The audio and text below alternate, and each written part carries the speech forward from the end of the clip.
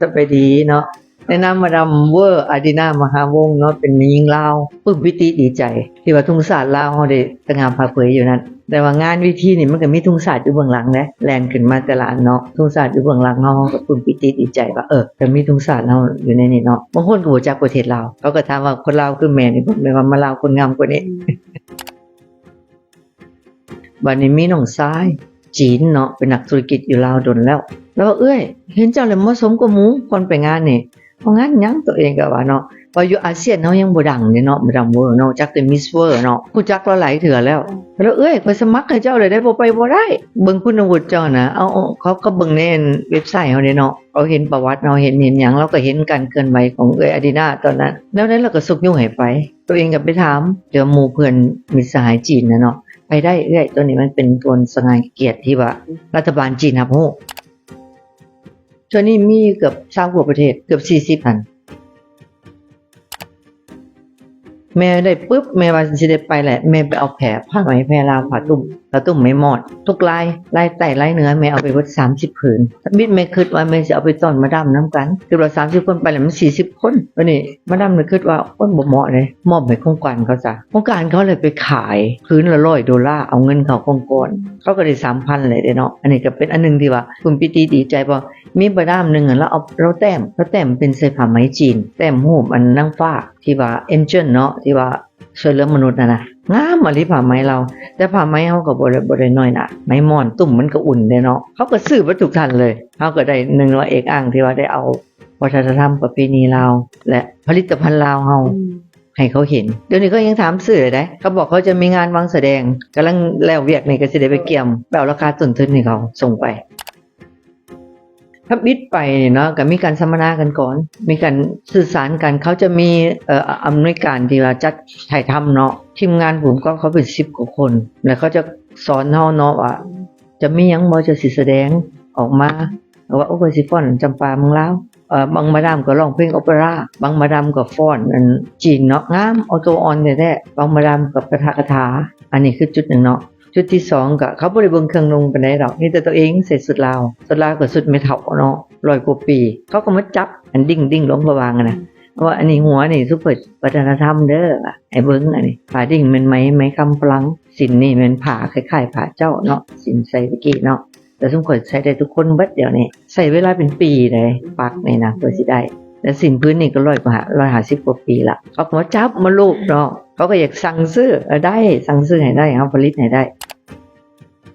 1แม่นมาดามลาวเนาะ2แม่นมาดามเวอร์มันมีเขียนในนั้นเนาะอยู่ไพรซ์เนาะมีเขียนอยู่อันนึงความหมายมันแม่นรางวัลพิเศษรางวัลเป็นที่1ของเกือบ40ท่านนะได้เป็นอันดับ1แต่ว่าตัวเองก็บ่คิดแล้วว่าสิได้อันดับ1เนาะพอหลายมาดามก็มีคุณวุฒิหลายได้คือว่าได้ตั้งหน้าลาวได้แน่นอนแล้วเนาะมันบ่มีไปคนลาวคนทำอิฐที่ไปหรอกเฮาก็ภูมิใจแท้ว่าโอ้ตัดสินใจถือรับไป1แม่นให้ประเทศชาติได้ฮู้ปึ้มปิติ2มาก็เป็นเกียรติคุณเนาะให้ประวัติตัวเอง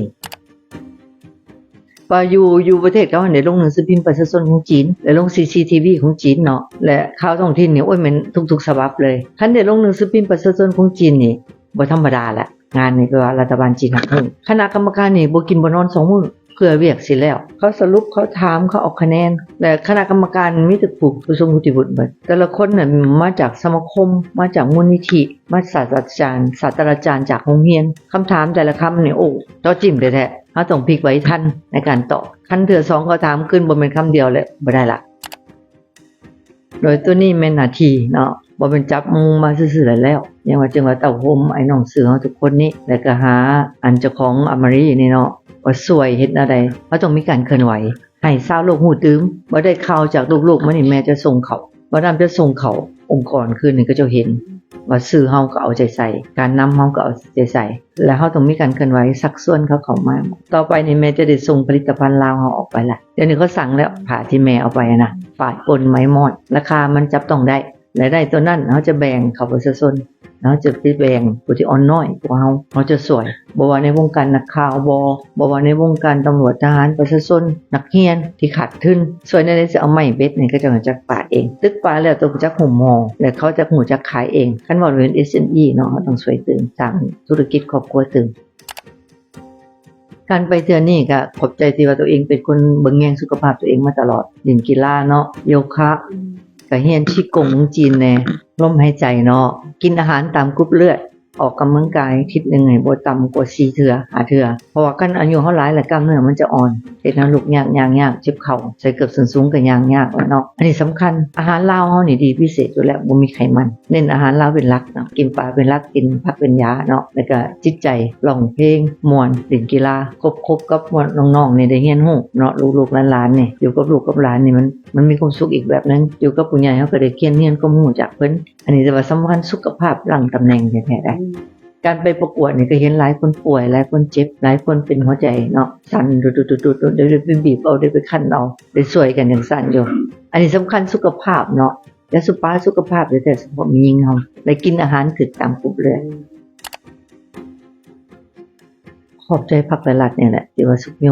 เฮาเกิดมาในแผ่นดินนี้ก็ครบรอบ50 ปีเนาะจะเป็นของขวัญอันนึงให้แก่วันศาสตร์เนาะแล้วก็ครบรอบบุญกุศล105 ปีอีกตัวเองก็เป็นลูกสวรรค์ลานเจโปนแล้วก็ขอบใจทุกคนที่มีส่วนร่วมในการช่วยเหลืออดีตมหาวงศ์ได้เป็นมาดัมเบอร์ในมื้อนี้มีตำแหน่งจบเจืออันนี้มีมงอีก2 อันเนาะแล้วก็จับบุยึดอยู่นี่ขอให้สังคมมีส่วนร่วมนํกันผู้เดียวนี่มันบ่ได้เฮาจะเอาแนวไหนที่ว่าเอาอ้ายน้องเฮาออกไปสู่ชาวโลกนํกันให้มีเกียรติคุณอันนี้ให้มีการเคลื่อนไหวนำกัน